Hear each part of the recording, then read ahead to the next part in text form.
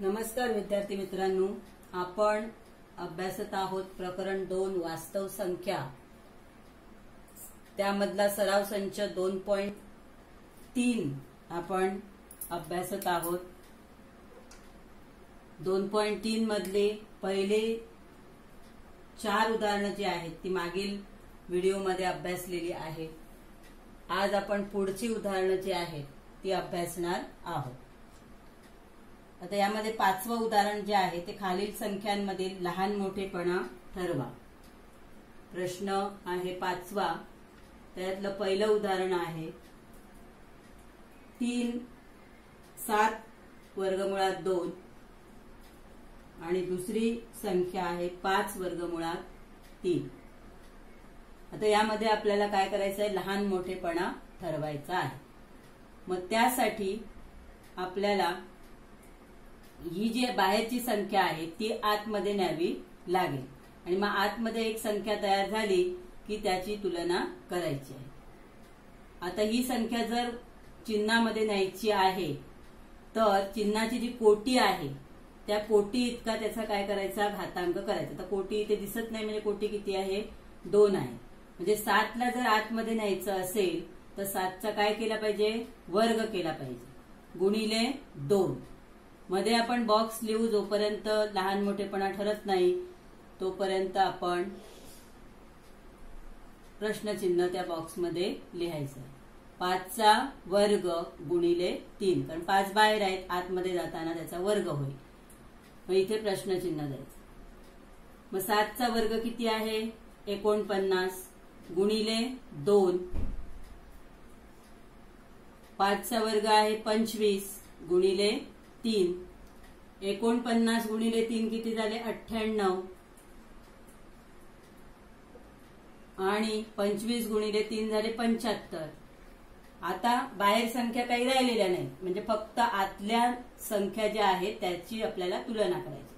तर 98 आणि 75 यामध्ये मोठे कोण आहे, 98 आहे, बरोबर। म्हणजेच रूट 98 म्हणजेच वर्गमुळात 98 मोठे आहेत कोणापेक्षा, वर्गमुळात 75 पेक्षा। मग रूट 98 म्हणजेच कोणती संख्या आहे, 7 वर्गमुळात 2। वर्गमुळात 98 म्हणजेच कोणती संख्या आहे, तर 7 वर्गमुळात 2 मोठे आहेत कोणापेक्षा, वर्गमुळात 75 म्हणजेच संख्या कोणती आहे, 5 वर्गमुळात 3 आहे। म्हणजे ही संख्या जी आहे ती मोठी आहे। अशा पद्धतीने आपल्याला लहान मोठेपणा समजून घ्यायचा आहे। दुसरी संख्या जी आहे ती सोपीच आहे बघा। वर्गमुळात 247, दुसरी संख्या दिली आहे वर्गमुळात 274। आता तुम्हाला माहिती आहे 247 आणि 274 यामधले मोठे कोण आहेत, 274 मोठे आहेत। म्हणजेच वर्गमुळात 247 ही काय आहे, लहान संख्या आहे कोणापेक्षा, वर्गमुळात 274 पेक्षा। तर तिसरं उदाहरण बघा, 2 वर्गमुळात 7 आणि दुसरी संख्या आहे वर्गमुळात 28। आता 2 ही संख्या बाहेर आहे, तिला आपल्याला काय न्यायचं आहे, आतमध्ये न्यायचं आहे। त्याची कोटी 2 आहे म्हणजे 2चा वर्ग करायचा, गुणिले आतली संख्या 7 आणि वर्गमुळात 28 जसे आहेत तसेच लिहायचे आहेत। मध्ये आपण बॉक्स लिहायचा आहे। 2चा वर्ग येईल 4 गुणिले 7 आणि इथे वर्गमुळात 28 असेल। 7 चोक 28 किंवा 4 7 28 आणि इकडे पण वर्गमुळात 28। आता दोन्ही संख्या, दोन्ही वर्गमुळांमध्ये 28 संख्या आलेली आहे, म्हणजे 28 बरोबर 28। दोन्ही संख्या काय आहे, समान आहे। वर्गमुळात 28 बरोबर वर्गमुळात 28। म्हणजे वर्गमुळात 28 म्हणजेच कोणती संख्या आहे तर 2 वर्गमुळात 7 बरोबर वर्गमुळात 28. आणि जिथे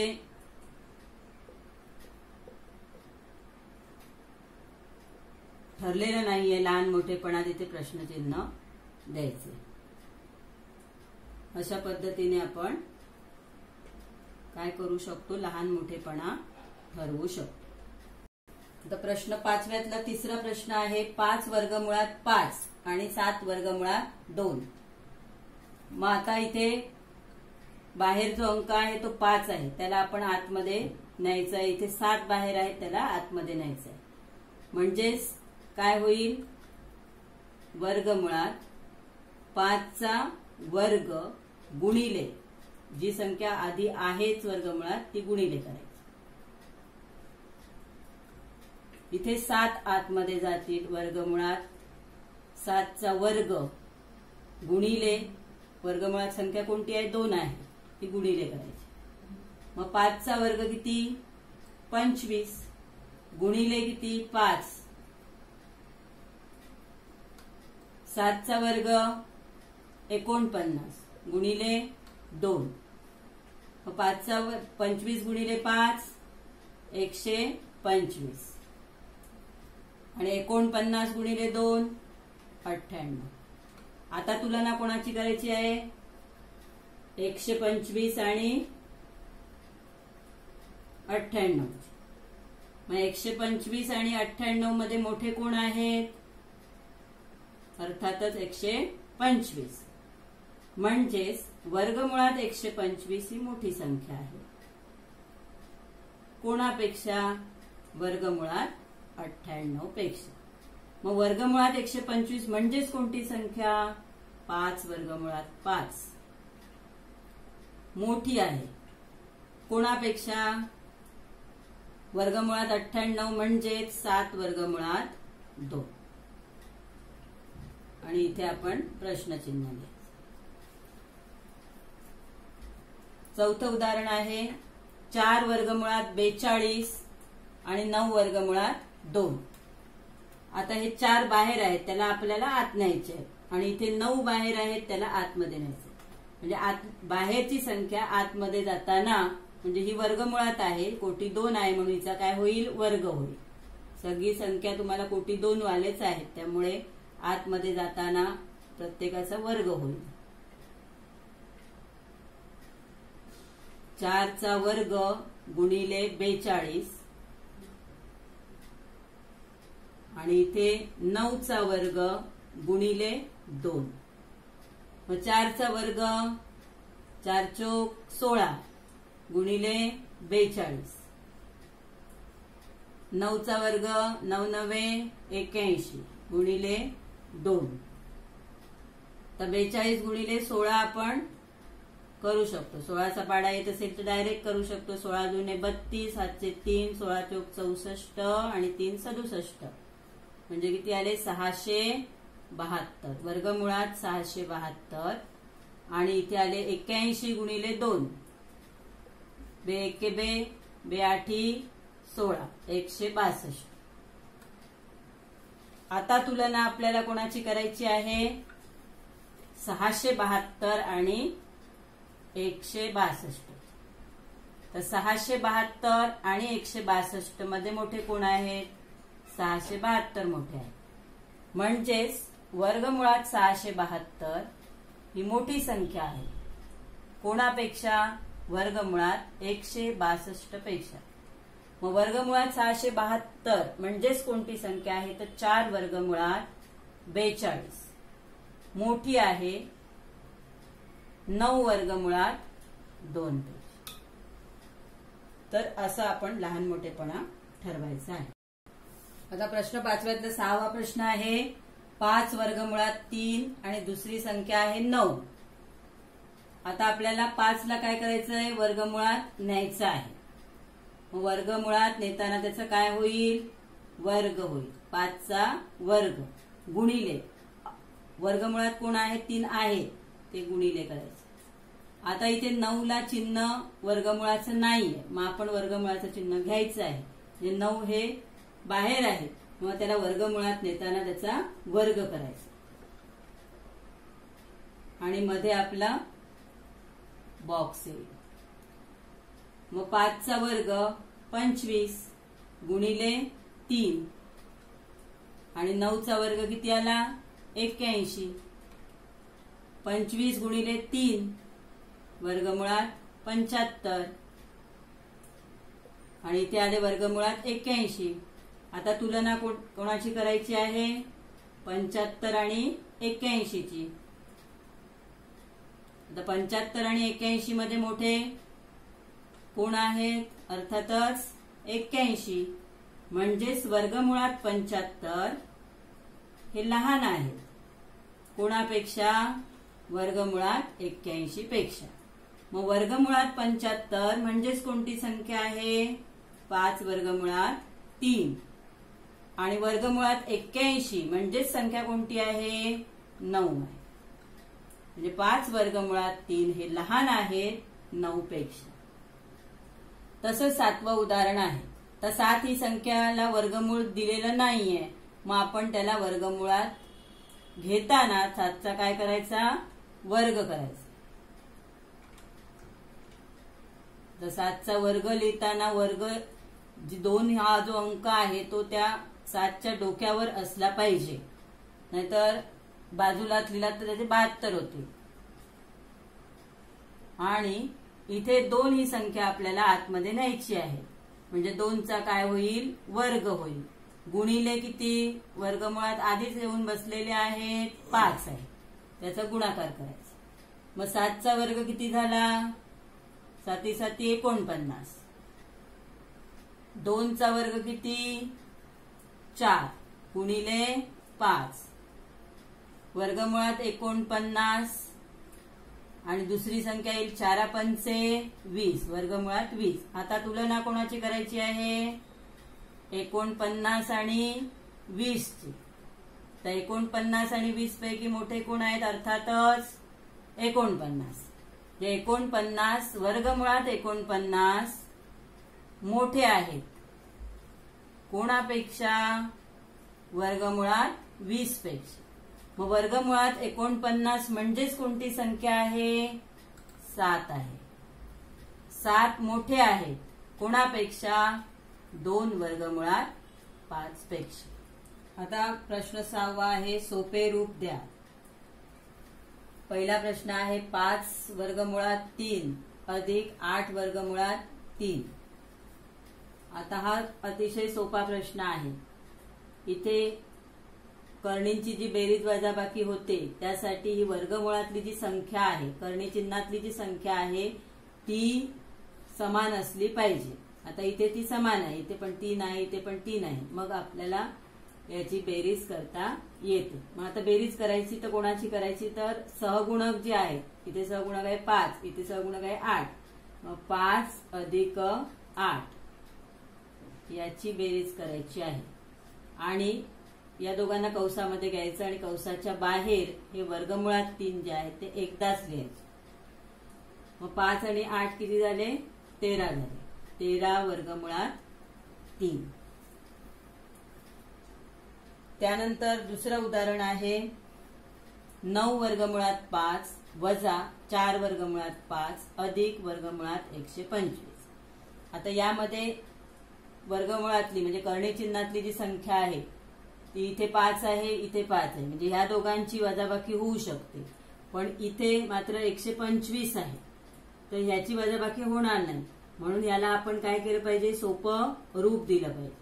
मग इथे जर 5 आहे तर इथे पण 5 असण्याची शक्यता आहे. मग आपण 125 ला काय करायचं 5 ने भागून पाहायचं. 125 भागिले 5, 5 दुने 10, राहिले 2, 5 5 25. म्हणजे 125 म्हणजेच काय आहे तर 25 गुणिले 5 आहे. मग त्याला सोपं रूप आपण द्यायचं आणि मग त्यांची बेरीज वजाबाकी करायची आहे. मग याच्या पुढची स्टेप आपण काय लिहिणार, 9 वर्गमुळात 5 वजा 4 वर्गमुळात 5 अधिक वर्गमुळात 25 गुणिले 5 बरोबर 9 वर्गमुळात 5 वजा 4 वर्गमुळात 5 अधिक 25 कितीचा वर्ग आहे 5चा वर्ग आहे गुणिले 5. मग आता हे 5 जे आहेत ते चिन्हाच्या बाहेर येतील आणि हे 5 मात्र चिन्हातच राहतील. मग राहिले 9 वर्गमुळात 5 वजा 4 वर्गमुळात 5 अधिक 5 वर्गमुळात 5. आता इथे तिघांमध्येही तीनही पदांमध्ये वर्गमुळातली संख्या म्हणजे कर्णी चिन्हातली संख्या समान झाली. इथे 5 आहे, इथे 5 आहे, इथे 5. आता यांच्या सहगुणकांची आपण काय करायची बेरीज वजाबाकी करायची. याचा सहगुणक आहे 9, इथे वजा 4 आणि इथे अधिक 5.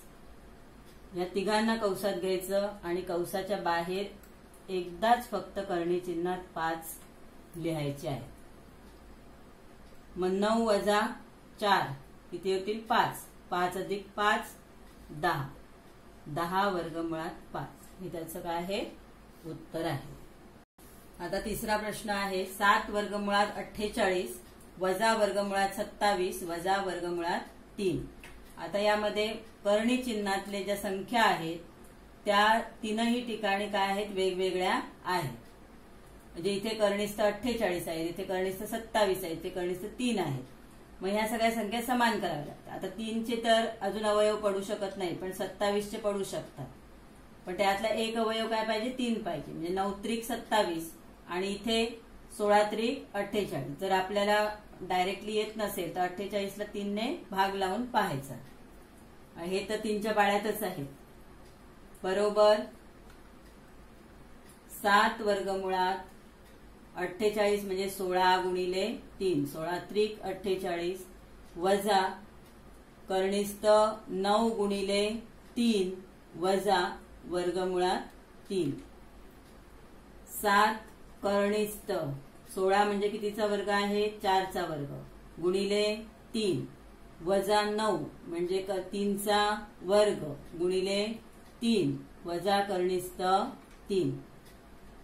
7 आता इथे 4 काय होतील बाहेर येतील. इथे वर्ग आहे म्हणजे बाहेर येतील 4. मग आपण 7 आणि 4 असे 74 लिहायचे नाही, मध्ये गुणिले चिन्ह ठेवायचं. 7 गुणिले 4 आणि कर्णीमध्ये कोण राहिले 3 वजा इथे 3 बाहेर येतील. 3 कर्णिस्थ 3 हे 3 आतमध्येच राहतील, हे 3 बाहेर येतील वजा कर्णिस्थ 3. त्यानंतर आता 7 चोक किती 28 कर्णिस्थ 3 वजा 3 कर्णिस्थ 3 वजा कर्णिस्थ 3. आता यांचे सहगुणक घ्यायचे. आता सहगुणक किती आहे 28. याचा वजा 3 आणि याचा दिसत नाही म्हणजे वजा 1. यांना कौसामध्ये घ्या आणि कर्णी 3 कर्णी 3 कर्णी 3 आहेत ते कौसाच्या बाहेर एकदाच लिहा. मग 24 वजा 3 किती राहिले 25. 28 मधून 3 गेले किती राहिले 25 आणि 25 मधून अजून एक गेला तर राहतील 24. म्हणजे उत्तर किती आलं 24 कर्णिस्थ 3. आता चौथं उदाहरण आहे वर्गमुळात 7 वजा 3/5 वर्गमुळात 7 अधिक 2 वर्गमुळात 7. म्हणजे कर्णी चिन्हातली जी संख्या आहे ती समान आहे. म्हणजे आपल्याला काय करायचं आहे तर फक्त सहगुणकांची बेरीज वजाबाकी करायची आहे. आता इथे सहगुणक दिसत नाही म्हणजे सहगुणक किती आहे 1 आहे. 1 वजा 3/5 अधिक 2 आणि कंसाच्या बाहेर एकदाच कर्णी चिन्हात 7 लिहायचे आहे. आता इथे